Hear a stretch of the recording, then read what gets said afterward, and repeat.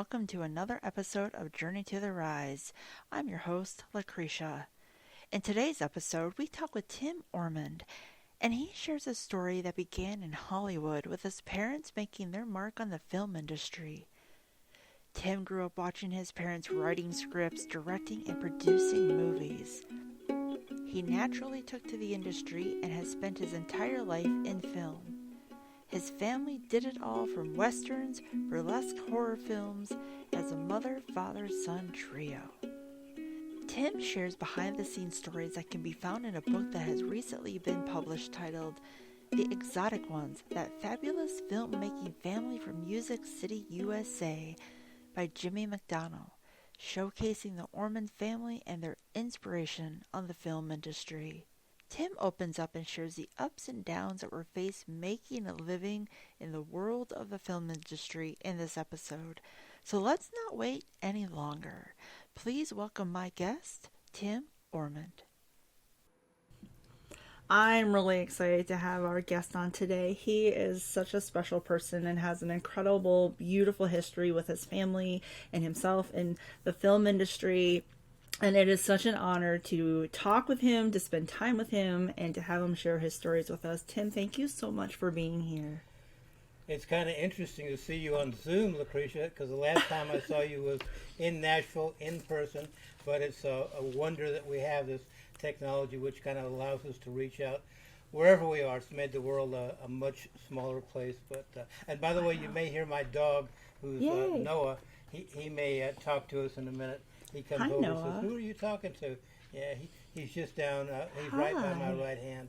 Anyway, Excellent. so you want me to just spiel out a bunch of talk, or you gonna Yeah, because you have quite the history in the film industry. Is it true that you grew up under the Hollywood sign? Well, we lived on, let me think, 3020 Beechwood Drive, which was 2-3 miles down from the Beechwood sign.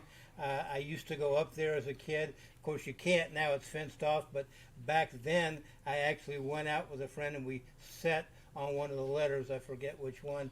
And there was I know you're into horses, so there was a riding academy up on top and some trails. Really? So yes, I went to Cherimoya, which grammar school, which is at the base of Beechwood Drive, and yes, I grew up right down from the Hollywood side, or at least until we moved. That is. Yeah. I'm throwing the ball there for my dog. Yep, I did. Then we moved to San Fernando Valley, and then later I went to school in Louisiana, and then we came up to Nashville. Wow. Now, So I heard hear that... the story of how... I do, but I also heard that Trigger was your neighbor. Well, what's interesting about Trigger, he was my neighbor, but there was more than one Trigger. When you say Trigger, you're speaking of Roy Rogers' Trigger. And there was several Triggers. They all looked the same, basically, but each one was trained to do a specific thing, like rearing or galloping or whatever. One of the Triggers lived next door to me. That's where he grazed. I don't know what his specialty was, but I do remember, patting him on the nose. I didn't get to meet Roy Rogers, but he had one of his people, out there taking care of it. But yeah, fun memory. That's That awesome. was in San Fernando Valley. Wow. And because both of your parents were involved in the film industry, what were their roles in film? Oh, gracious. I mean, I'd have to go back in time to give you a little bit of history on that. In the book, which I don't know that we'll be able to put the link on here, it goes into a great deal of history. It's called, I don't know what the name of the book is, but the Blu-ray set of films is called From Hollywood to Heaven. And the backstory on that is my mom and dad were in vaudeville. My dad was an MC. My mother was, she worked with there's my dog. She worked with big-time people like Bob Hope and Ginger Rogers and a variety of people over the years. And they did vaudeville. That's how they met. They met and they were married 6 weeks later. And not to say they didn't have their issues, but they, it survived up until my dad passed in 1981. But vaudeville led them to go out and do road shows. And the road shows were very fun and lucrative and the whole 9 yards. But you had to deal with all the people who were saying, I need this, I want this, my costume's broken. And they said, boy, it would be wonderful if we could have a way to do this and yet not have to deal with all the people all the time, one night stands and that type of thing. So that eventually, not from one day to the next, led them to become involved in the movies in Hollywood. And my dad, yes, he made look him up on IMDb is the best way. I can't quote the movies. He was a contract director for a producer by the name of Bob Lippard. He made all the Lash LaRue films and a whole bunch of others. Oh my gosh. But then that eventually led us to move to Nashville and some, starts and stops along the way. Wow. So did they write and direct the films? Well, it would depend on which film we're talking about. When he was a contract director, sometimes he was handed a script and then he would have to direct that particular show as the script was. But when we moved into our own films, like the Lash LaRue films, that was Halco, Halk, Ormond and White, and then CO for company. He did some of the writing. Some of them was done by another gentleman named Paul Peel. Some of the Lash LaRue films you can find up on YouTube, so you can look at the credits. I can't think of them right now. But then when we moved into our own films, which is From Hollywood to Heaven, yeah, he did his own writing. I can picture him right now mentally down in the basement, typing along and coming up with an idea. Sometimes I'd go down and chip in an idea, but mostly it was him. Wow. And of course my mom, she would give a thought there. Oh, she'd call him Daddy. What do you think about doing this or that? And they'd say, well, sometimes it was a heated exchange, but often they'd end up with something which was much more beneficial than had it just been him or her. That's amazing. So what's it like to grow up with parents who are busy in the film industry? Like, did it just seem normal to you? Did you realize how special this was? No, I realize it now more than I did then, because then it's like being in the eye of a hurricane. You can stand there and look up and see the stars, and yet all around you is the hecticness and the storms and the wind and everything. But no, when you're in the middle of it, you really don't think about anything. It's just, your life, your mom and dad. I still had to get up and go to school. Every now and then I'd get to go out on the sets, and periodically I would take off from school in order to, go maybe be in the movie or something like that. But no, they were just my mom and dad. Oh my gosh. And you said your parents met and were married 6 weeks later. What was it, a film that brought them together? No, it was vaudeville. Okay. What happened is my mother, if you went back in time, she was the headliner. My dad was underneath her. He was the MC. And he was on the show that was leaving town that day, and she was in the show that was coming to town the next day. And she sat in the audience it was a dress rehearsal. So she sat in the audience and she watched him up on stage, and she said to the guy next to her, I think his name may have been Schooler, I'm not sure about that. He said, you see that guy up there? Pointing at my dad. She said, I'm going to marry him. And I don't know everything that transpired from that point to the next, but 6 weeks later, they were married. And, I love it. Then, went on from there. And I remember I remember my mom saying to my grandmother saying to my mom, this is my mom telling me the story, that tell the boy to go out and get a job, because she was an Italian mama. And my mom said, no, we want to do our own thing. And their temperament, although heated at times, was very very much, let's create something, let's do something together, let's do something that will live on. I don't want you, just punching a time clock. Not to say that he didn't occasionally do that. Actually, he sold Singer sewing machines for a while when they were just married. But wow. That wasn't to be their future, fortunately. Yeah. Or I could be a seamstress now. Yeah, you could.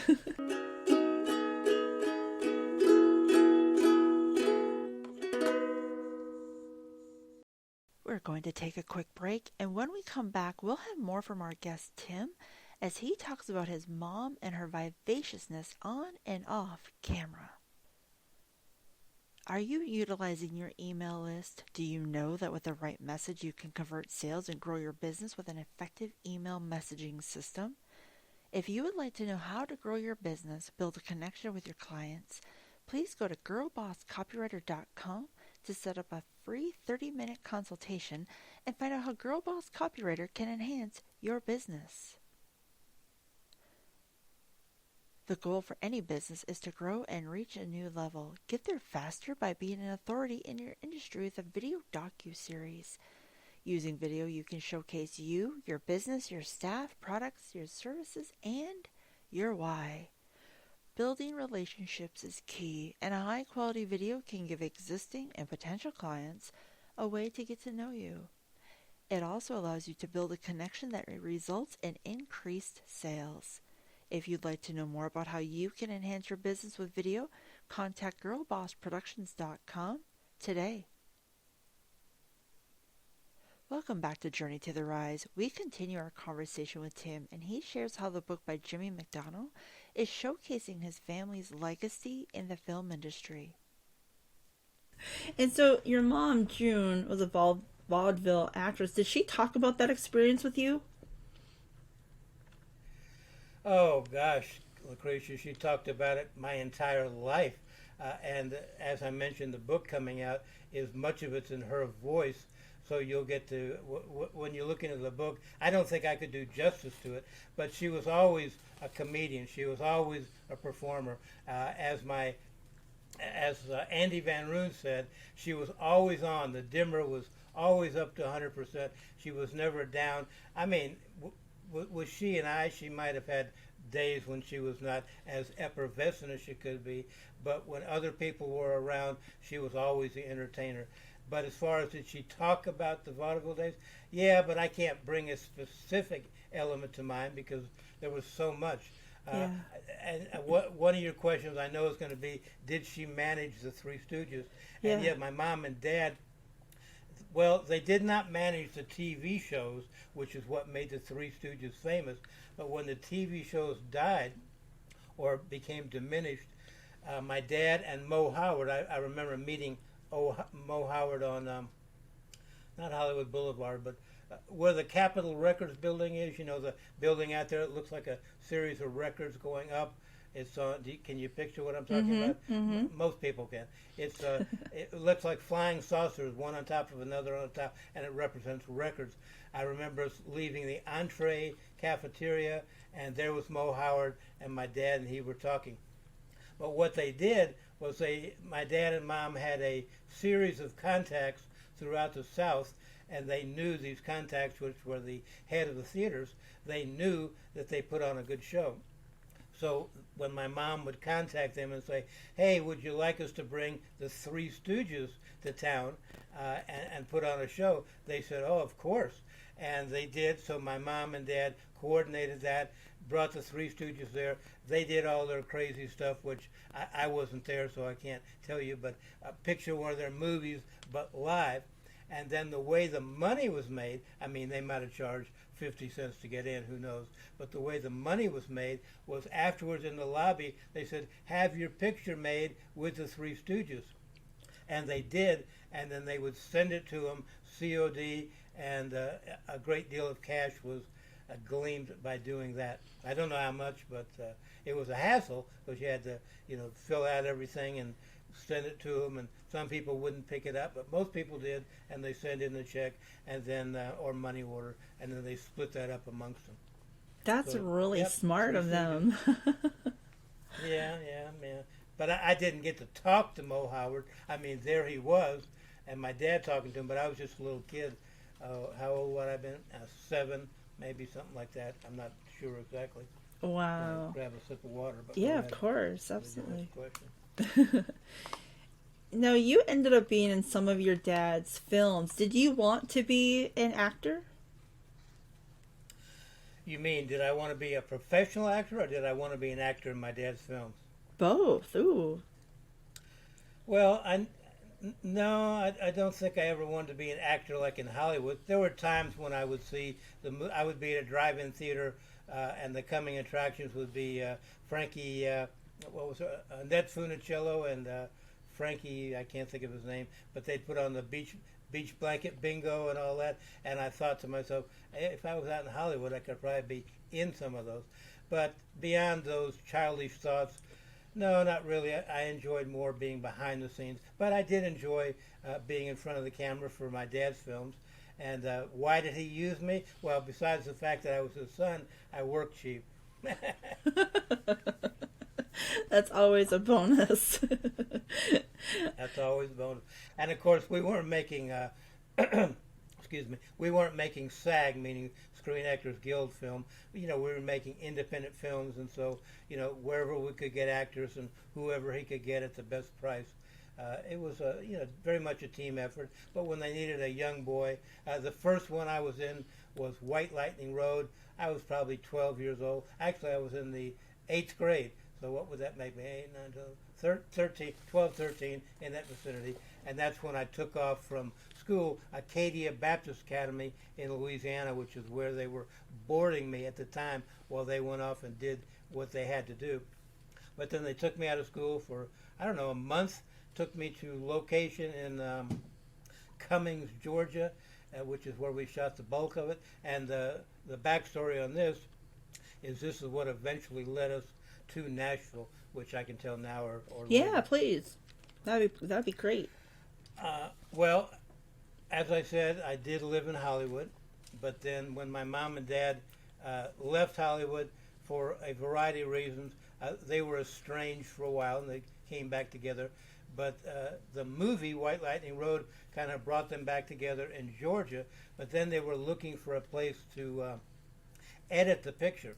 And I don't know if you know anything about editing per se. Well, not today, but back in the 70s, let's say, 60s and 70s, it was very expensive to rent an editing machine or room or whatever. And so to go back to Hollywood from an independent film standpoint would have been very expensive. But a friend of theirs by the name of Smiley Wilson, who was one of, if not the original manager of Loretta Lynn, and they knew him, they knew my mom and dad from vaudeville. He said, well, come on up to Nashville. We got a film facility here called TRAFCO, which is the Television, Radio, and Film Commission of the Methodist Church. Today it's been changed, still same company, but UMC, United Methodist Communications. But they had a very inexpensive editing room. Instead of 125 a day, it was 125 a week. So my dad said, oh, wow, this is great. So he went to Nashville, edited the movie, met people, hung out with Smiley and Kitty, and Rita and Earl, who were actually in the movie, Rita and Earl Sinks. And then later we decided this is a pretty good city. Why don't we just move here? So then, and I was ready to get out of Acadia Baptist Academy, which was a boarding school / Baptist. We went to church forever, it seemed like. But then that brought us to Nashville, and my dad was then finishing up the movie, and we made several movies here. White Lightning Road, Girl from the Back Row, The Exotic Ones, which was retitled by me to Monster and Stripper. And then, of course, we had the airplane accident, which I believe you mentioned you'd like to know more about, and that took us into Christian films. Now, if I remember correctly, I saw an article that was titled "Music City's First Family in Film." How does that feel? That's very historic, and it's really impressive. Well, it feels pretty cool. It feels pretty cool now to look at that story. By the way, if you go up to the Nashville scene, which is still online, I can't think of the search term, but if you search for Ormond on there, you can see an in-depth article that Jim Ridley, who was a fantastic author, wrote about us. But now it's pretty fantastic to think the first family film. Of course, the book coming out is going to do a lot to sustain our reputation through the years, through the generations, because now Nashville is so cosmopolitan, there's plenty of people here making movies. But back in the 60s, there was no one here making movies except us and one gentleman by the name of Victor Lewis, and who was a friend of my dad's.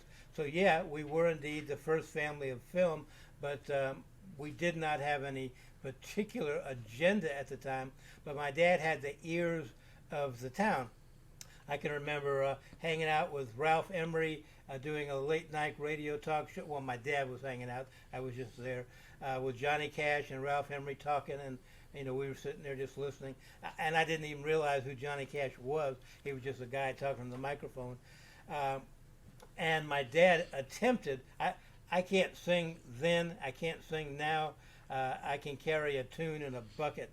But had I been able to sing, my dad got me the ear of a music producer because they thought, well, hey, if I could sing a song and be in the movies, then that would really make it into something special.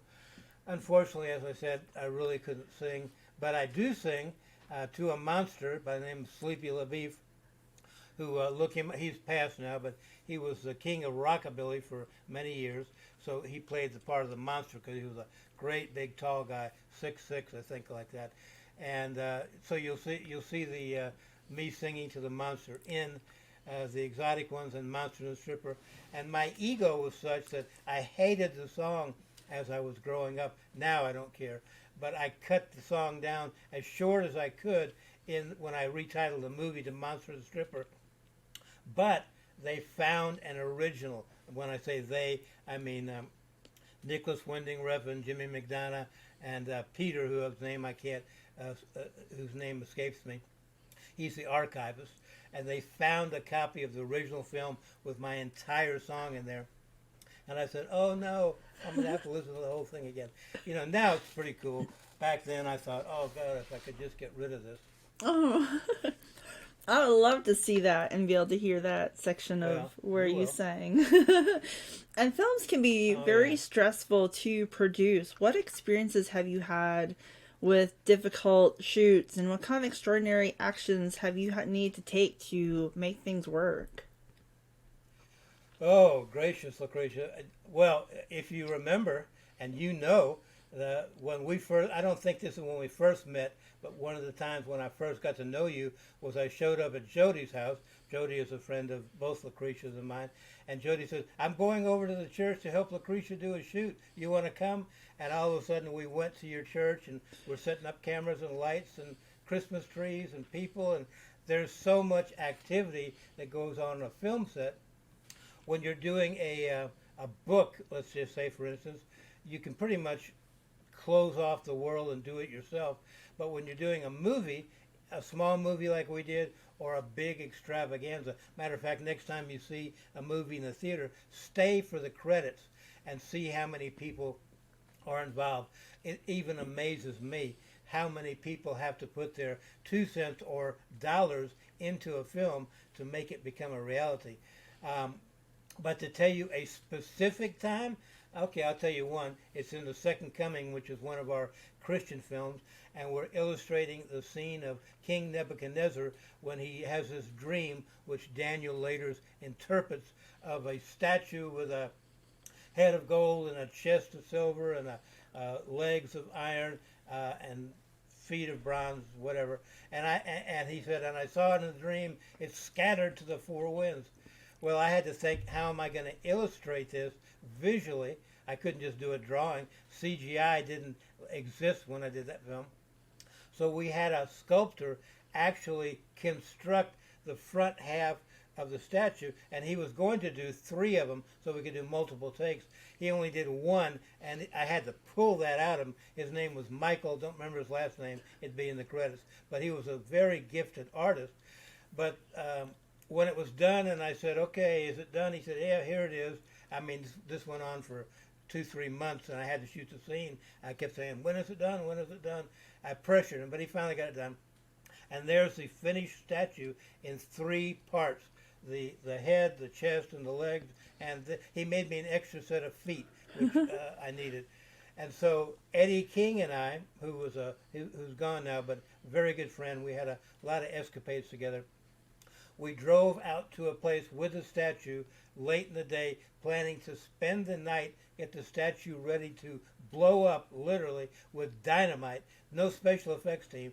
Eddie and me, we got the dynamite from our secretary, Marie Teeter, and filled the statue with dynamite up here, and then in the middle, and in the legs, so I could go boom, boom, boom. And we had it all rigged, and the cameraman, Julian Cole, showed up at the dawn. Eddie and I had been there all night, carefully unwrapping dynamite, literally dynamite, unwrapping it, and we're looking at dynamite, and then putting it into the statue and pasting it in there with plaster of Paris, running the blasting caps out to wires, being as careful as we could, but also with the thought in mind, if something went wrong, we could blow ourselves to kingdom come. Fortunately, nothing did, but it almost did. So now the cameraman shows up at the dawn the next morning, the statue is set up, and I should say, as we started to set up the statue, forgetting the dynamite, that's all rigged, but now we have to place the feet, then the chest, then the head, one on top of the other, and the feet and the chest worked, but when we got ready to put the head up here, the center part started to collapse. And oh my God, this could be the end of our shoot. We don't even get the shot. Well, Eddie thought, well, if we could rig something as a support, so we didn't have anything with us. We looked around and we found a stick. And if you watch the film carefully, you'll see the statue explode, and then just behind just it, as you got to the good part, falling out of frame. Okay, I lost you just as you said. Did I drop out? It was falling apart, and Eddie.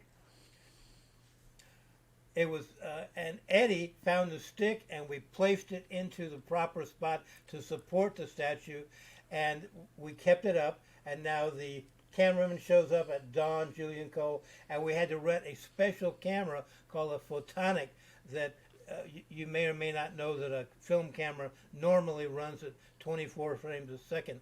Well, this one ran at 600 frames per second. Special camera. And I remember Julian, I got to backtrack. So when I ran the wires out to the triggering device, I got a shock before I hooked it up. And I thought, if I got a shock and then it went through the wire, the statue would explode prematurely and we wouldn't get the shot. So this was at the last minute. I had to get rid of the triggering device, strip the wire, and up here in front of me were 3 wires, and that triggered all 3 dynamite charges. And I had the hot wire, and I waited for Julian to go, all right, speed, and you heard the camera go,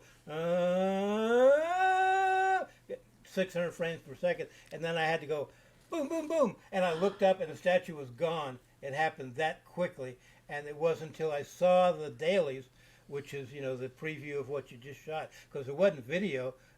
You couldn't just click rewind and see what you did. This was film. We got it, develop it, bring it back. It was like 2 days later before I saw the shot, but it was beautiful. The statue just kind of blows up and scatters into the 4 winds. And and the extra feet on the bottom it's supposed to be a rock that comes in and smotes the beast upon the feet, and then it scatters into the 4 winds. So the way we did that was I stood up on a ladder and I threw in this big lava stone, which is not heavy, but it looks great. And we had 1 set of feet, which was about the size of a large man's feet, maybe doubled. So I had to throw the rock down on the feet, and then we cut the camera to the full shot of it blowing up. So I think that's an example of having to, swing with the punches and solve a problem at the last minute. But somebody watching this will buy the book and actually see the movie and actually watch it explode, and now you know the backstory. That's amazing. And I am one who sits in the theater and watches all the credits. I'm usually 99, if not 100% of the time, the only one still sitting there, and the staff is usually cleaning. But I love seeing all the people. It takes so many people to make what you just watched in an hour and a half, 2 hours happen. And it's over a course of usually months, if not a couple of years. So I love that you have that appreciation as well. Oh, I definitely do. I mean, even on our limited scale, it would take us a year from the time we had the script. Well, this is assuming we had the money. But it would take us about a year to shoot the film and then edit it and go into pre-production, add the music, do all the color timing, make the internegative, everything. Today, anybody can get on YouTube and do a credible film, if they use their intelligence and the right equipment, not their intelligence, but their ingenuity and the right equipment, anybody can do it. You can launch a YouTube channel today, and if you have the right subject matter, you can be, a star. Back then it was much more difficult to create a film, but I appreciate YouTube. I mean, I use it. Oh, absolutely. Now, you mentioned the plane crash. How did that affect your family? Like, what happened? Like, who was flying it? And you said that led to you making Christian religious movies. What was that experience? Well, I'm not going to go into the great details of the plane crash, but I'll just tell you the punchline. Anytime that you look death in the face, it has to change you some way. I mean, that's just inevitable.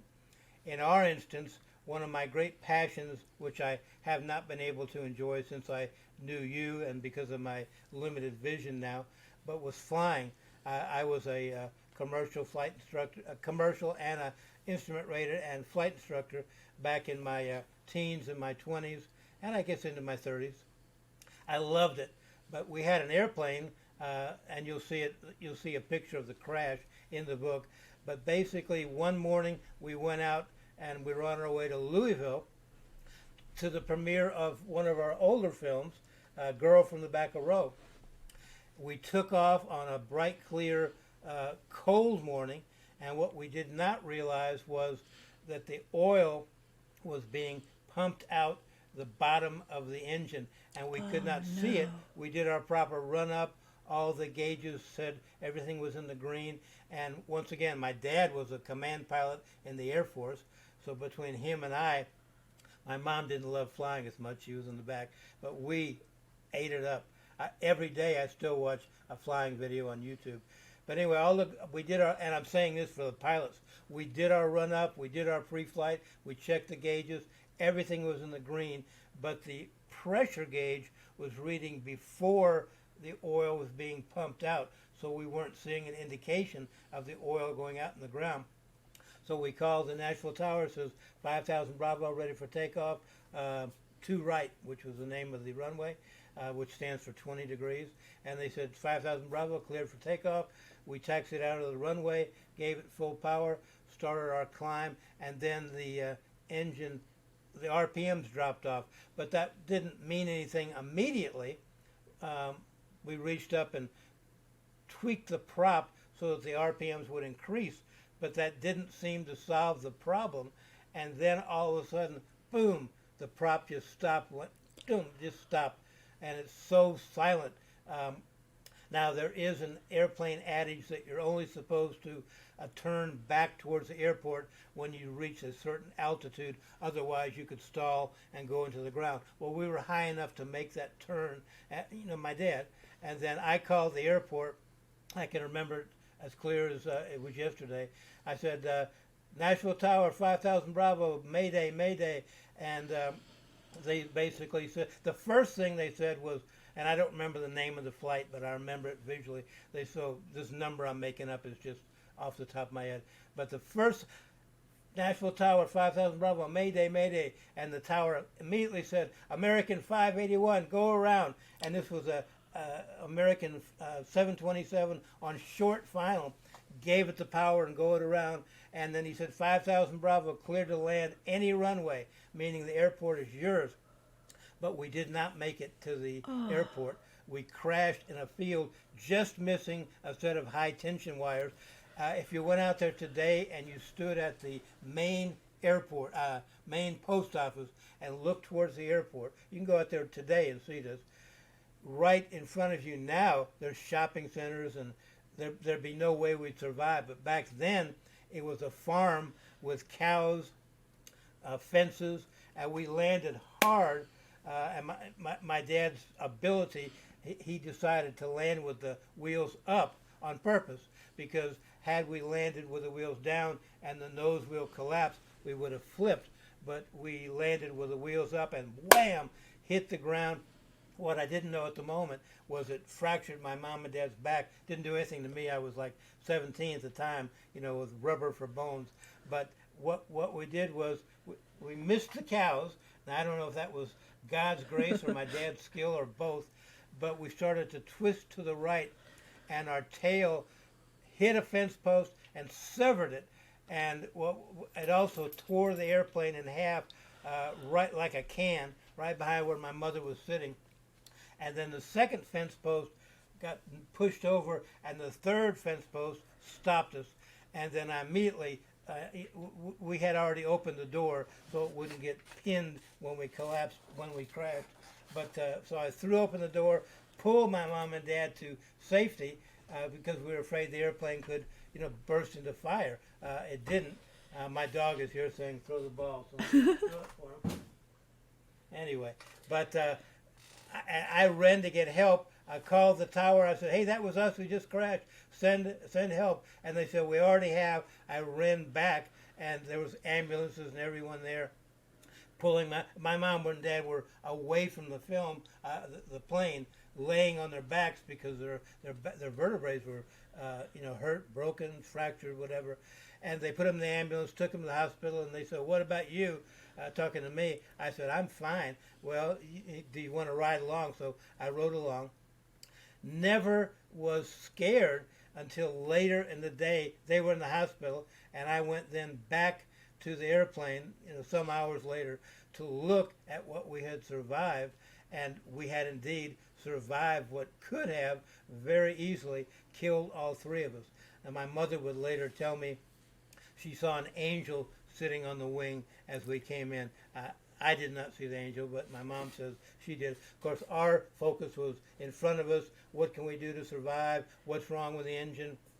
Our focus was ahead of us. My mother was thinking to herself, well, if we have to go out, at least we're together, because we were a very close family. Yeah. But maybe there was an angel on the wing. But then that leads into the Christian films.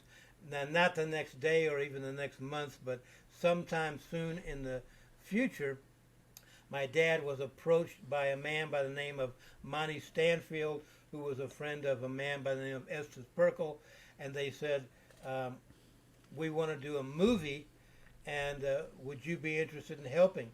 And of course, with money in the whole 9 yards. Not much money, though.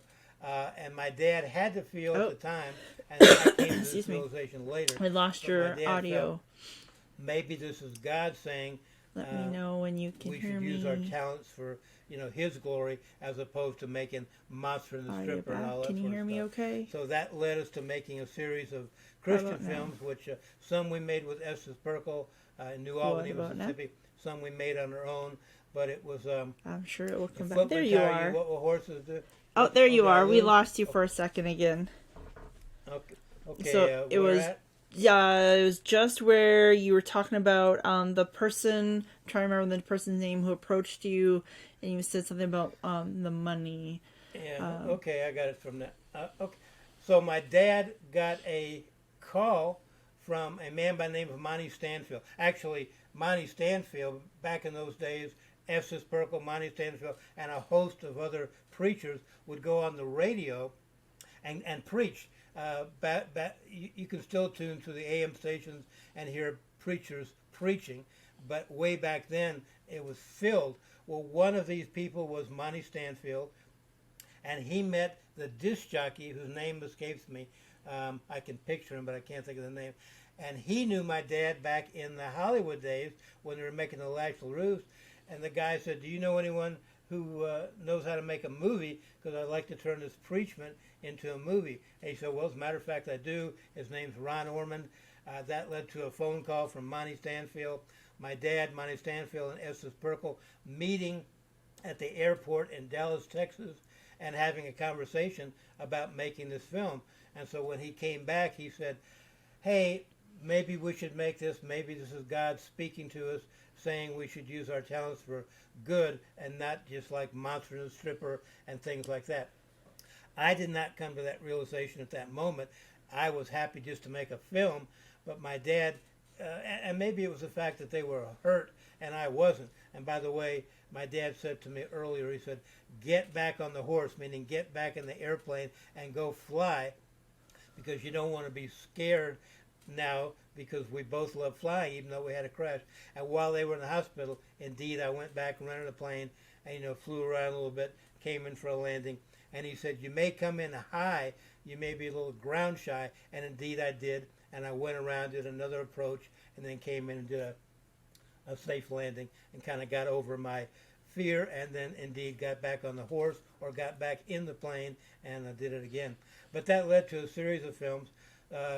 If Footman Tell You What Will Horses Do, The Burning Hell, The Believer's Heaven, those were for Estes Perkle in New Albany, Mississippi. Then we went on to make The Grim Reaper, the second coming I made after my dad was dead. The Grim Reaper, The Land Where Jesus Walked, one with John Rice at Cobo Hall, which escapes me, and then 39 Stripes, which was the story of a man in prison by the name of Ed Martin. And by the way, we flew to the premiere, so we got over that fear of flying. And then after my dad passed, I was in the midst of writing a script while he was sick called The Second Coming, and then we went on to produce that, and then Sacred Symbol, and then eventually that led to meeting you and Jody and other people while I made commercials and music videos and a whole variety of things like that. So that's my story, and I'm sticking to it. That's amazing. That was brilliant advice that your dad gave you. Clearly, it sounds like he was a very experienced pilot, and he even knew to the detail of what you would experience coming in after a situation like that. He was a very good dad, a very good pilot, and we had a lot of fun together. Not to say we didn't have our arguments. We, of course, did. Any son and father would. But overall, here's my dog again.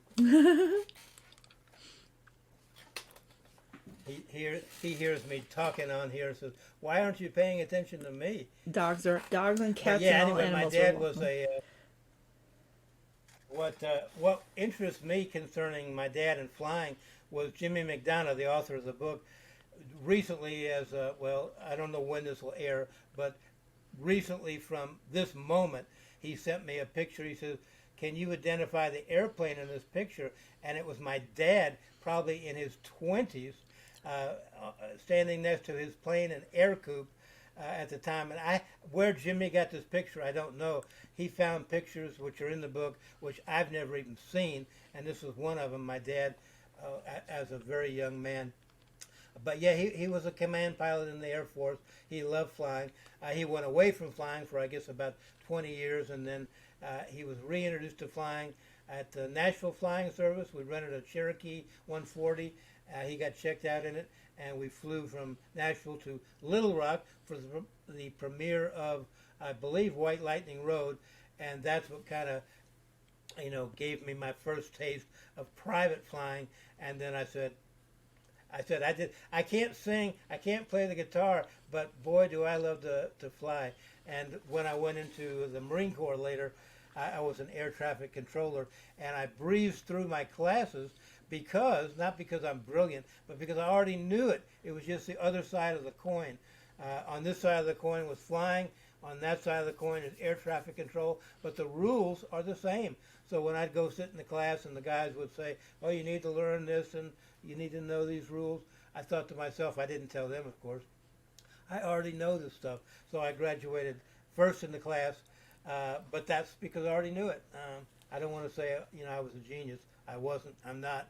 But I did ace that particular course. That's amazing. How long were you in the Marines? Excuse me, I take a drink of water. Well, let me be totally transparent here. When the Vietnam War was hitting, I didn't want to go to Vietnam, but I didn't want to go to Canada either. I wanted to serve my country, but I wanted to do it in a way which was not going to have me, flying being in the infantry or flying a helicopter in Nam. So I joined the Marine Corps Reserves. A good friend of my dad said of him, he's the best writer I know. His name was Jack Lewis, who was a major in the Marine Corps, but my dad knew him as a screenplay editor. And I know his one book that I have read called Tell It to the Marines. We became friends, and he was a friend of the family, and I thought, well, the Marines wasn't too bad for Jack Lewis, so maybe it won't be too bad for me. So I went to the Nashville Reserve Unit, and they were truck driving. Oh, shucks. You okay? Okay, I'll back up. You all right? So I went to the Nashville unit. Am I here? Mm-hmm. Yep, I got you. So I went to the Nashville unit, which was a transportation unit, and nothing wrong with that, but it wasn't what I wanted to do. So I went to Memphis, Millington, and that was where the Air Wing was, and I took my entrance exams and such there, signed up to, and I could choose my specialty, and I still remember the MOS number 6711, which was an air traffic controller. So how long was I in? Well, active duty I was only in 9 months, but then the reserve, goes on for 6 years, once a month and 2 weeks in the summertime. Wow. Well, thank you for your service. I enjoyed it.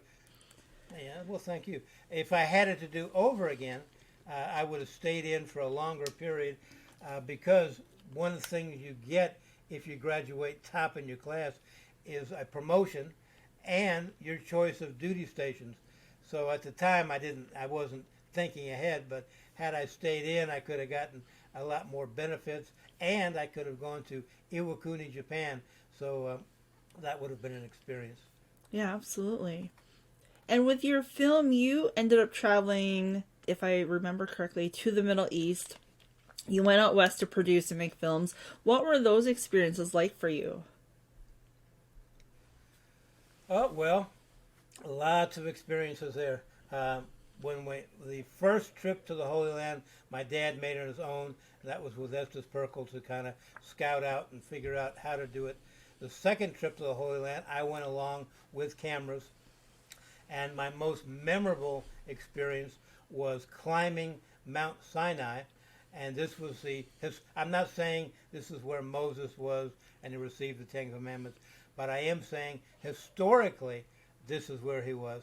And at the base of the mountain was Santa Caterina Monastery, which you can still go look up on the net. Of course, it's modernized now. This was back in the 70s. And it was like walking into history, like walking through a time warp, and you're seeing like a medieval castle. It was kind of that thing. It was more like a fortress, but it was run by Greek Orthodox Church priests. And I remember vividly the skull room, and and once again you can look this up on Google Images, and you'll see this room full of skulls, bleached and cleaned. But over the years, over the centuries, the Greek Orthodox priests had stored the skulls there so that they would be remembered, or they'd be there for the resurrection, or whatever. I don't know the reasoning, but we spent the night there, and before it got dark, myself, Estes Perkle, and a third person, I think his name was Randy Robbins, climbed Mount Sinai. When I say climbed, I don't mean with pitons and ropes. There was a path, but still it was a rugged path, and we had a limited amount of time, so we climbed up to the top of Mount Sinai. That was a monumental experience, but we didn't have any time to appreciate it, so we had to quickly go down to get back in, because they closed the monastery gates at sundown, and if you weren't in, you'd be locked out. So we had to race back down the mountain, and it was kind of a drizzly rain. We had to worry about that. Now, the next time I went to the Holy Land, I got to go 3 times, or 4 times, I have to think. But on the third trip, a group of us went to Mount Sinai again. This was so we could get some establishing shots of people in the desert, not at the monastery, but out in the Mount Sinai area. And then I think 3 or 4 or 5 of us once again climbed the mountain. But this time we had planned ahead, and we were going to spend the night inside of a little prayer hut, which was on top of Mount Sinai. And we did. We had a prayer meeting. Now, I was not necessarily a Christian at the time. I was much closer to a hippie than I would be a Christian. But during this prayer meeting and a thunderstorm and everyone, I really felt God, come into me. It was, and I don't know if it was the emotion or the prayers, or the location. I have no idea of those things, but I do know it was very much a religious experience. Wow, that's and amazing. There's a million other, there's a bunch of other stories, but yeah, that's the most memorable one. That's incredible. As far as going out west, that was with Pete Rice. He's on Facebook. P-R-A-Y, Pete Rice, and you, Evangelist Pete Rice. He wanted to, his desire was to create a wild, I don't know if you remember, but way back then in the 70s, there was a thing called the ABC Wide World of Sports. And they had the opening montage was a whole bunch of little small blocks of people doing something, rafting or skiing or jumping or climbing or racing or catapulting or doing whatever. All these little images in split screens, picture in a picture, but maybe 10 or 12 of them going on at the same moment. And Pete says, I'd like to do something like that to kind of, because his desire was to get young people saying, well, if you're a Christian, that doesn't mean you have to be, you sit in a chair. You can actually get out in the world and experience it. And Pete wanted to do that for people. And so the very first time we filmed was him going down the Ocoee River. And we had a guide and we had a canoe. My dad and I were up on the side. I've since been down the Ocoee River several times because I loved it. But I was in a raft. He was in a canoe. He'd never been in a canoe before, or at least he was not experienced. So he was in the front. The guide was in the back, supposedly an expert in canoeing down the Ocoee. Turns out he was not. The canoe flipped. Pete got pushed up against a bridge embankment, almost drowned. I remember there wasn't anything I could do. I couldn't jump in and save him. But then he got washed past the embankment to the other side of the, crawled up on the shore. And I'm thinking, oh my goodness, what went on? And I raced across the bridge to find Pete, and he was panting, but he was alive. And he went on to have a great worldwide ministry. Matter of fact, he once asked me if I'd like to come to work for him. I said, no, Pete, I don't think that's in my life. I said, but if you ever have a project, I'm happy to work with you on it. And he invited me to go with him to Mexico at one point, but my mom was ill at the time and I couldn't. But wow. Yeah, lots of adventures. Yeah, no kidding. Now, when you were flying, did you ever use the planes to get shots for your films? Only once, but not exactly in the way you're asking.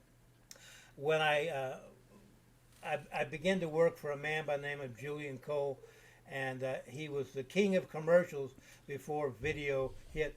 Matter of fact, if you go on YouTube and type in American Ace commercials, some of the early ones, Julian and Tennessee trash going down the highway, Tennessee trash. You might have heard of that one. Well, there's been two of them. The early one was with Irv Cain, so I worked with Julian on that, and the American Ace. If I don't get American Ace, I'm going back to bed, and several others. But in one particular video we were doing, it was about, it wasn't a commercial, it was a documentary about Reelfoot Lake and erosion and things like that, and Julian wanted to get a aerial shot. Well, we couldn't afford a helicopter, not to mention it was Julian, me, and the two producers, so that was four of us. Getting that in a helicopter and getting the shot was not going to work. So we rented a plane, which a 210, one that was a high wing, Cessna 210, and from Cornelia Fort Airport. So I went and got checked out. When I say checked out, you got to fly with an instructor so you can prove that you can fly before they'll rent your plane, which is understandable. But on the way to Reelfoot Lake, he said, "Oh, there." I don't know where we were, but he just pointed down. He said, "That's a good illustration." So I began to do a slow, shallow right-hand turn, and he opened the window, which we had rigged ahead of time. I mean, they won't really open unless you take out a screw, which we'd taken out, and we moved it up against the top of the wing, and then he, still in his seatbelt and everything, but he looked out and got that particular shot. And then once he got it, then we went on to Reelfoot Lake, landed the plane. I remember him saying, "Nice landing." Of course, if you're a pilot, you always want to say, "Hey, I made a greaser." The plane goes "eet eet," which means you made a great landing. And then we went ahead and shot there at Reelfoot Lake. got back in the plane and headed home. So it was that's the only time we actually did when I was flying. I mean, I've done other aerial shots in helicopters, but that's the only time I was personally flying that we did one. Wow.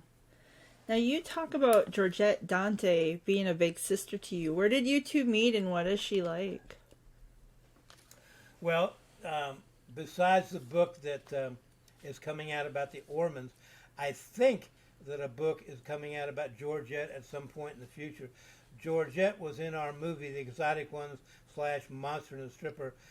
My dad and mom met her in New Orleans, and she was the perfect person because she had a go get 'em type attitude, and although she was labeled professionally as a stripper, she was more of an acrobatic dancer.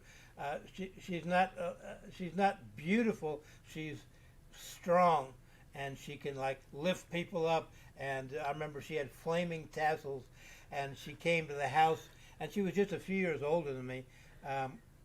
And my mom and dad auditioned her for the part. And I'm not going to use the language that she used, but my mom said, well, what would you do if a woman took your man from you? And she said, blankety, blankety, blank, brr. And so I'm not going to say what she said, but she said some interesting stuff. And we just bonded then, and I have kept in touch. Well, I shouldn't say we kept in touch. For about 20 years, I never heard from her. And then by happenstance, she happened to run into somebody who knew me, and we've renewed our conversations. But we haven't seen each other, I don't know, gosh, since the 70s. But I, talked to her on Facebook. Oh, I lost you. She's got a very... Just hang in there. I'll come back. Her catchphrase is hubba hubba. And if you had her on an interview... Can you hear me now? Which, what about now? Down the road we might... What about now? Hubba hubba. There you are. Oh, when did that drop out again?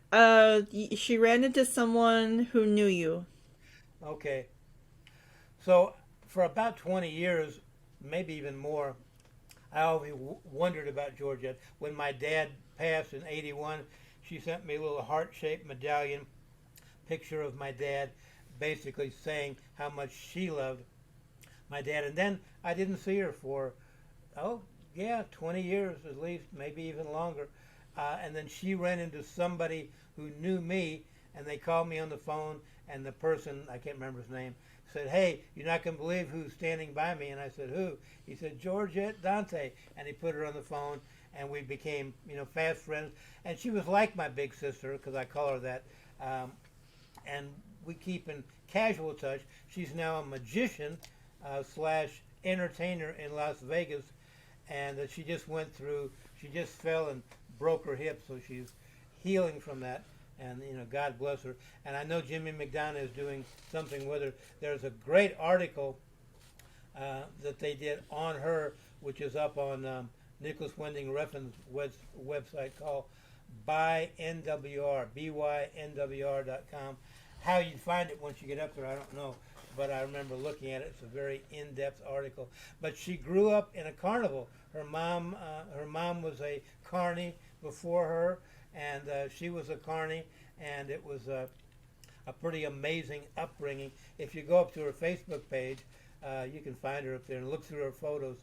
She has it all from the time she started performing, I think, when she was 12 or 14, and has never stopped. And she's probably 75 now. Yeah, I think she just turned 75 like less than a month ago. But she's my big sis. But I still haven't seen her except on Facebook. And because of my vision now, it's doubtful that I can get out there. But I'd love to just go out and say, hey, give her a big hug. And yeah. I'm working on some business things. And if they work out, I'm going to see if I can include her in some particular way. That'd be amazing. She's a handful. That's awesome. Now, Andy Van Roon posted about you, and he stated that you have spent 20 years behind the scenes selflessly working on behalf of Film Nashville, Film Con, the Nashville Film Association, and the community, and it comes from the first independent filmmaking family going back decades. How does that feel to hear such an accolade about you? How does that feel? Like, I can put my fingernails on my shirt here and shine up my nails. It feels good, but it's not quite so clean cut as that. When my mom got sick, I had to find some way to make a living because I could. I mean, I chose to take care of her at home. Literally, I put her in a nursing home for like 2 days, and it broke my heart. I don't know what it did to my mom, but I just said I can't leave her there. So I brought her home, and then I took care of her for, the remainder of her life. But I could no longer go out and make films or videos or commercials or whatever. So I had to find a way to, make money. And I turned to the internet, and like all of us go up to Google and type in how to make money online. Well, eventually that led to an internet marketing conference at Opryland Hotel, where I went out and I met some people and I learned to make websites and learned to market things on the net and eBay and Amazon and drop shipping and affiliate marketing, the whole 9 yards. I became somewhat skilled in that. Andy Van Roon came into my life, became a good friend of mine and my mother's, and then he said, I want to do this website called Film Nashville. Will you help? Actually, I should say the name Film Nashville came from a guy named Ron Coons, but then he dropped out of the picture, and Andy and I continued it. We made a website and a community called Film Nashville. It later dissolved, but then we he created film-com.com, which is still in existence. It's on the web. And then Tennessee Entertainment Association, which is basically just Andy keeping people appraised of what's going on. Film Nashville Foundation, Faith in Film, and I think there's another one I can't think of right now. But basically, yeah, I mean, it's not that clear cut because I do get something out of it. Matter of fact, just before this interview, Andy sent me an email and says, hey, could you do this real quick? And of course I did. But I get the web hosting out of it, and so I get to put all my dreams and schemes up on the web, and I don't have to pay for it. And believe me, I've got plenty of dreams and schemes. That's awesome. I love that. You're also but yeah, it makes me feel good. It makes me feel good. Good, yeah, which it should. You're also a very talented juggler. How did you get into juggling?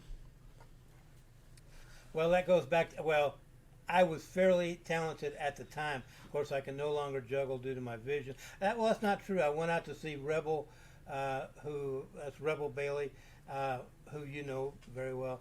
I went out to his house, I guess about a year ago, and he gave me some clubs, and I wanted to see if I could still do it. And I couldn't do it like I used to, but I did it. How did I get into juggling? I was in Las Vegas with my mom, meeting a man by the name of John Calvert, who's in the Second Coming, who's a world-famous magician. He's passed on now. But go up to YouTube and type in John Calvert, and you'll see who he was. But we were doing a project called Tribute to Houdini, and we were in Vegas to meet with John and to see some performers. We went to a show, a magic show, and the opening act was a juggler. So after the show, of course, we went backstage because John took us back there to meet the magician and do their talk. But I was more interested in meeting the juggler, and since I was backstage, he was then talking to me like a friend, not just a fan from the audience. I said, I've always wanted to learn to juggle. How hard is it? He said, oh, it's easy. You can do it, yada, yada, yada, yada. And he said, of course, he couldn't really talk to me right then because he was doing whatever. But he said, get this book, Juggling for the Complete Klutz. So when I got back to Nashville a few days later, I went to the bookstore, found the book Juggling for the Complete Klutz, which is still a great book, learned how to basically do what's called a jug, which was one hand to the other and a second one over this one, and then eventually you add the third one. Well, I was just getting to that when I just went to, what was it called, Fountain Square, AMC Theaters, and Jody, who I did not know at the time, was out front entertaining. He was wearing a peppermint striped coat, white pants, and I believe kind of a old-time 50s straw hat, and he had a box full of magic called Jodini, and I walked up and said, hey, I said, I always wanted to learn to juggle, and he whipped out 3 scarves, because juggling scarves, because they float, is supposedly a good way to learn how to juggle. I didn't find it, so I found it more difficult because the wind would grab them. But I said, well, I can already do this. He said, well, why don't you come out to the park on Tuesday all the jugglers meet there, and then we go out to dinner afterwards. So I did, and there was a whole group of eclectic people, Jody and Rebel and Mark Deutschman, who's turned into one of the big real estate moguls in Nashville, and Mike Oviatt, and my mom would come, of course, and Jody's wife, Carol, and a whole slew of others I can't think of right now. And I began to juggle with them, and they'd show me tricks. And then, of course, I saw that the big thing was tossing clubs back and forth. And so I had to buy some clubs. Now, that's a graduation from juggling 3 balls to juggling 3 clubs. It's not as easy as you think. It took me a while. But then once I got that, then passing clubs becomes the real sport, the real fun, the real energizing moments of juggling, are passing clubs back and forth between one or more people.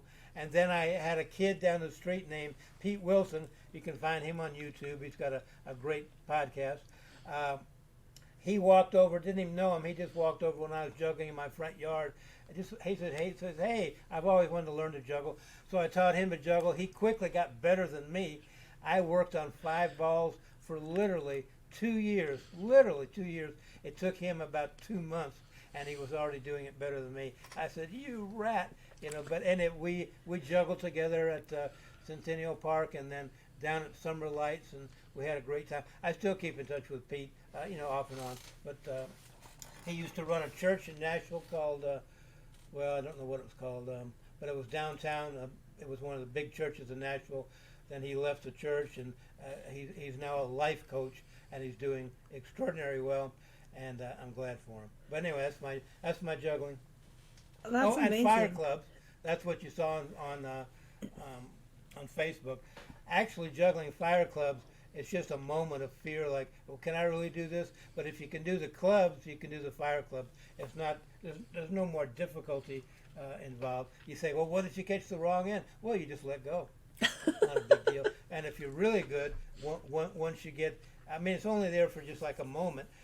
It's not like you're holding on to it and your hand catches on fire. You're juggling, and then once you get good enough, even if you catch it wrong, you just do an extra twist the next time, and you're back to normal. It's like getting out of step when you're marching with your squad. You just shuffle step, and then you're back. It's not that big of a deal. But it was a lot of fun, and everybody thought, wow, you can juggle fire. It's cool. And indeed I could. That's amazing. And it seems like those adventures and the friends that you got connected with, it led to all sorts of adventures. Like, I think I saw something about a trip to Atlanta. You mentioned meeting in the parks. Like, it seems like there's a really fun community there. Well, what's interesting is I'm still friends with many of them. Jody and Rebel, Carol, Arthur, Jill, Matt Kensington is gone. He was in a car accident. And Frank LeVar, all those people I met through juggling, and now 30 years later, I'm still friends with them. So it was a great community. Now, some people would come and go. Other people were, and I don't mean in my life, I just mean their lives would take them away from Nashville. Some were Vanderbilt students, and they'd leave. One was Michael Oviatt, was a tech writer for Saturn. He moved out west, and then he died from something. But, the Atlanta, I can tell you a quick story about that. But once a year in February on Groundhog's Day, there was a juggling convention in Atlanta. So Jody said, back when I was kind of just getting into it, he said, maybe you want to come with us to Atlanta for the Groundhog Festival. We juggle and have a good time, and we have a party that night, and then on Sunday, everybody gets out there and juggles and they perform. So I said, oh, sure, of course I will. And of course, Jody then and now is an entertainer, and he loves to help people. So he was putting on Saturday night, Saturday night, there was a room full of people in a theater, and various people would perform. So now it was Jody's turn to perform, and he was doing a skit with puppets, because you probably know he's a puppeteer. He was Snowbird way back when. But anyway, his puppets were, I don't remember everything, but one was about being a babysitter, and the other one was about being the dad. I don't know what was said, but he said something that got all the women in the audience mad at him, and afterwards they came up and I filmed most of it with a camera, but unfortunately, I cut it off then because it got too weird, and I said I shouldn't be taping this. Later, Jody said, "I wish you had." So that's a good memory. But basically, it was just we'd stay at a friend's house. Well, not a friend. Somebody knew them, but they were jugglers, and they were also Mickey Mouse memorabilia collectors. And they would open their doors, and we'd crash on the couch or the living room floor or whatever. Later, they'd come to Nashville, and we'd go to the St. Louis International Juggling Association, and they would ride their bicycle from Nashville to St. Louis while I would drive their car up there, and then in St. Louis we switched back. So it was a great community of people. I miss those days. Yeah, I bet. It sounds like a very amazing and special time. That's fantastic. How did you meet Jody, actually? I met Jody through caving.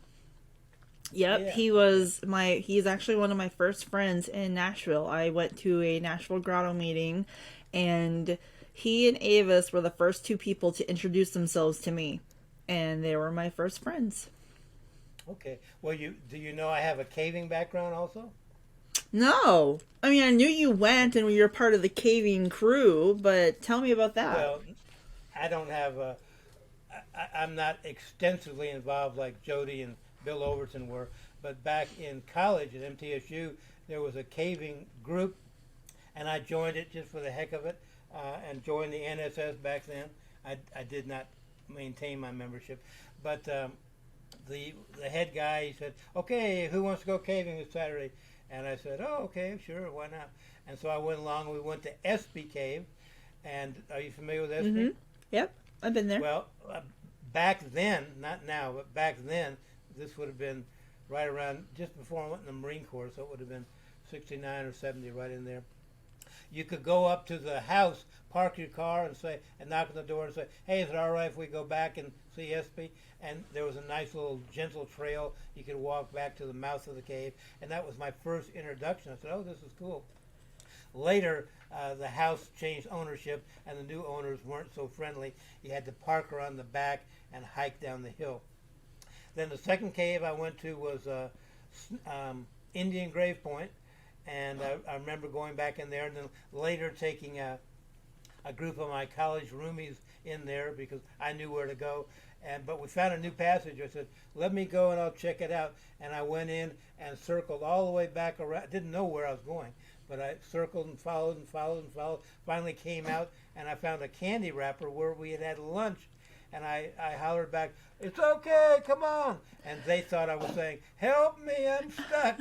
And they came running through, and finally, "Okay, here we are." I said, "Great." He said, "We thought you were stuck." I said, "No." I said, "Come on," and everything's fine.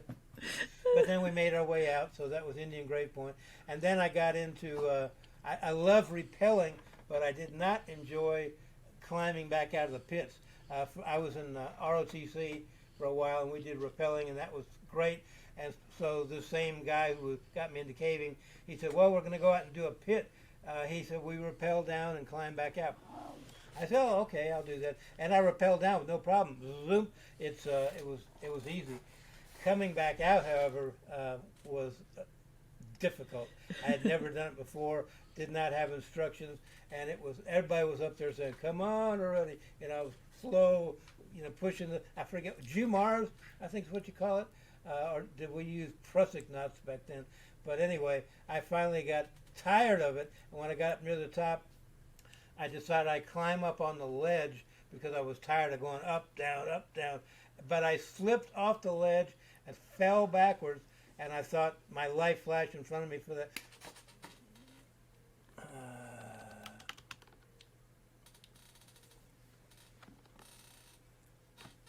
My life flashed in front of me for that moment that I fell back thinking this is the end, but of course the rope caught me and I was fine.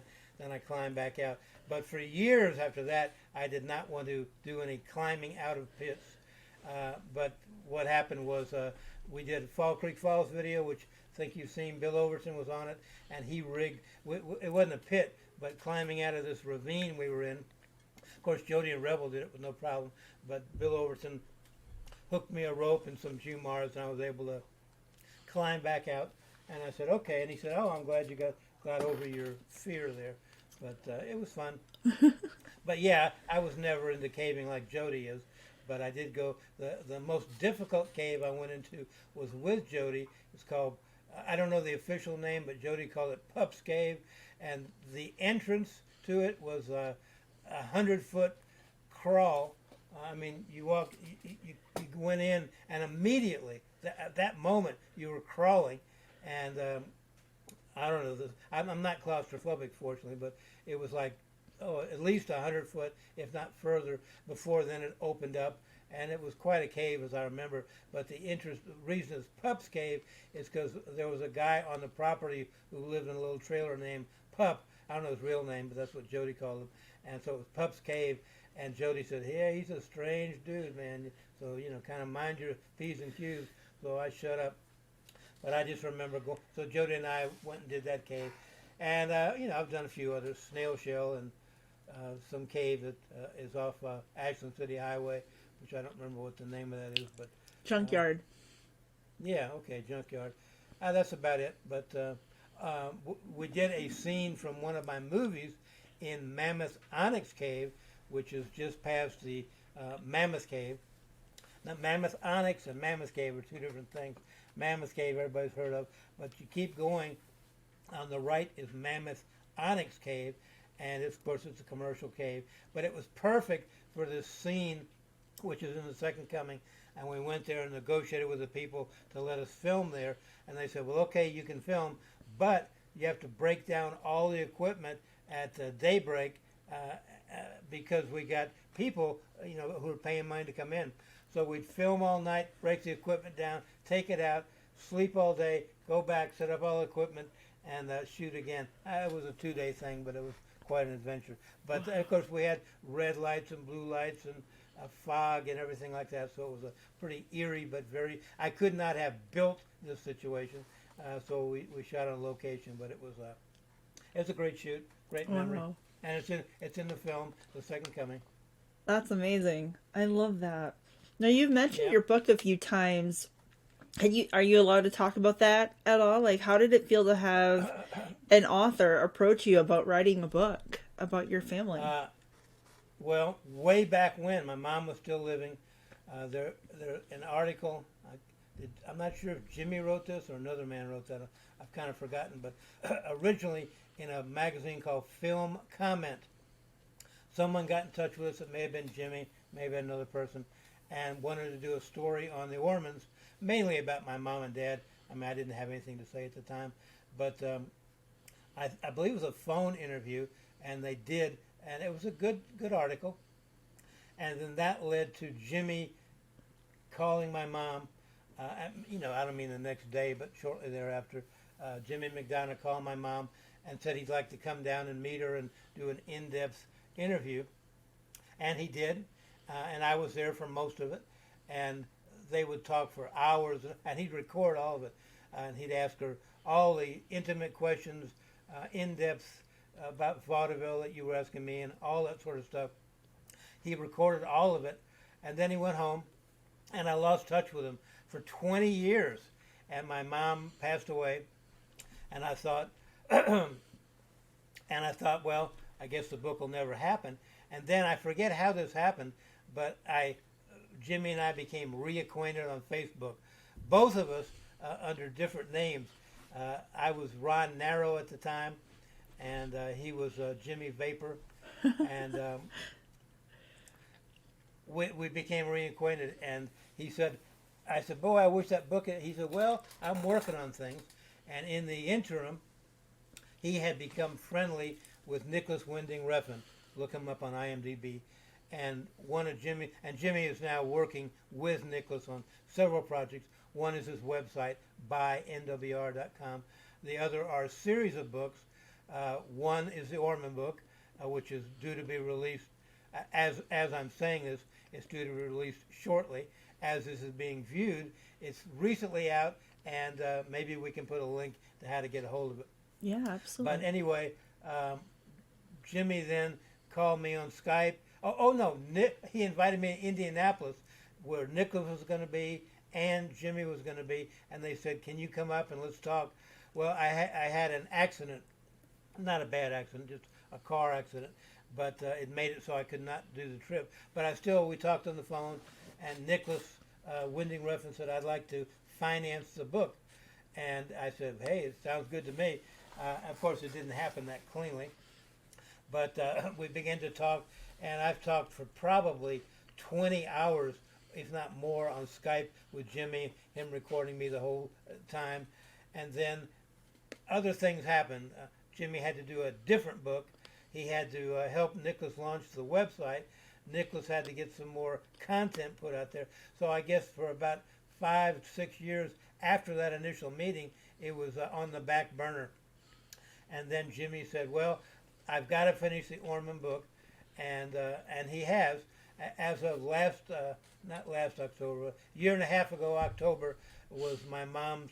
I took my mom's ashes and placed them at the Bill Rice Ranch next to my dad's marker. So now it's June Ormond, Ron Ormond, and Jimmy was there along with Rebel and Donna and Carol and Ernesto and Frank and Andy Van Roon and I can't think of who else was there, but Mark Ramey and Mark Ramey's I can't think of who else. Oh, Jewel Peach, and maybe someone else I'm missing. But anyway, they were there. Jimmy was there. He flew in with his lady friend Natasha, or Natalia rather, from Portland, Oregon, just to be for that. And he said, "It just means so much to me to be here today." And June, I finished the book. It took me 20 years, but I finished it. And he did. And as a matter of fact, as this is being recorded, I just talked to Jimmy a couple hours ago, and he said, "Hey, I got one more question to ask you, because it goes to print, once again, as this is being recorded, it goes to print Thursday, and then it will be out in May of 2023, and depending on when this airs, possibly, like I said, there'll be a link to how you can purchase it. It's 1,000 pictures in there. Wow. It's a coffee table type book. It's not going to be inexpensive. But now, why did I do it and how did I feel? Well, I mean, although I'm talking to you and this is fun, when I pass, and because I'm not a kid anymore, the Ormond name would pass with me. But this way, it continues on at least during the lifetime of Nicholas Winding Refn, and he is an A-list director, and who knows what will happen with, his products and his accumulation over the time, but hopefully his children will continue it. So this allows me and my parents to, walk forward into the future without being forgotten. Yeah. And that's, I think Woody Allen said, I don't want to just be remembered forever. I want to live forever. But, that can't happen. But anyway, second best thing.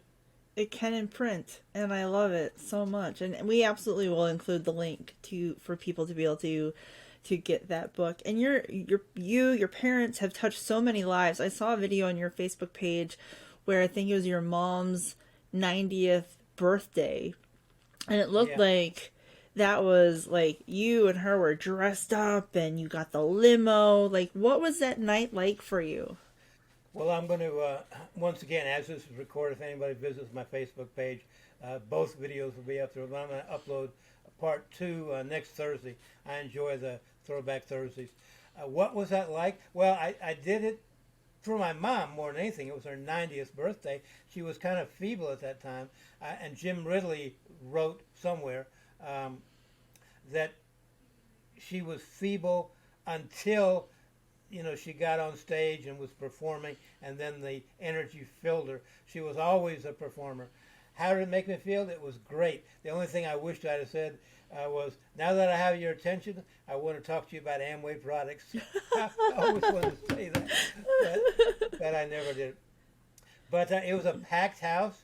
I got to perform. My mother got to do Q&As. Andy said just yesterday, he said it was like actually he said it in the comments. He said the two of you were like a vaudeville team. People were there in the audience, which I hadn't seen one was Diane Jordan, who's in The Exotic Ones. I hadn't seen her since we made it. and she was always there. Tom Bixby, who we were going to do a film together, didn't work out, but we became friends. He came, he flew in from one of the coasts, I forget which. Wendy, who you saw was the eye candy of the shot, she was there. So it was a great night, and the place was packed. A lot of my friends were there. A lot of my mom's friends were there, and flowers were given to her. It was a breath. And then later, like a week later, then Jody and Carol and a whole bunch of other people staged the Egyptian party at their house. So it was like quite a couple of weeks for my mom and myself, and it was a great memory. And I upload the videos, so it'll be preserved, so people can enjoy it. It's been on YouTube for a while, but Facebook is my particular group of people who knew me and maybe knew my mom. So quite a feeling, quite a remembrance. Yeah, it looked like a very special night, and she got a standing ovation, which is standing O. Yes. Yeah, standing O was really, really cool for her. Now, if there's someone out there with an interest in film, maybe starting a YouTube channel, what advice would you have for them? Well, just last week I was listening to a podcast by Lex Friedman, and he interviewed the, I guess maybe the most famous YouTuber out there, The Beast. Have you seen his channel? Mm-hmm. I'd never even heard of it, but I went up and looked, and I looked at some of his videos, and they were pretty freaking amazing. I have to say that. What advice do I give? Well, number one, never give up. Unless you do something spectacular, you're not going to get noticed on the first one. Even the Beast didn't. He said when he goes back and looks, consistency, being unique, being yourself, finding something that people are interested in, and it doesn't mean it has to be a movie. It can be, cliff diving or caving, or as Jody likes, pulling people out of the mud. I forget the name of this place, but I have what I had intended to be doing at this time of my life was to be traveling in an RV around the country, not on the interstates, but an off-road RV. I can't do it due to my vision, but I go up there daily and watch van life, and a particular girl I follow, Regretless, who refurbished a bus, and now she's got a house. So YouTube gives anyone the ability to become recognized. That there's a lot of competition out there. I mean, that's the good and the bad of YouTube. Anybody can make a channel. If you got a Gmail account, you've got a YouTube account. But consistency and uniqueness, and follow your dream and your passion and put it up there, whatever it is. The best advice I can give is follow your passion, be consistent, try to be unique, do your best job, and never give up. Follow your dream, whatever your dream may be. I can't tell you that. I wish I could say, do this particular kind of video and you'll be successful.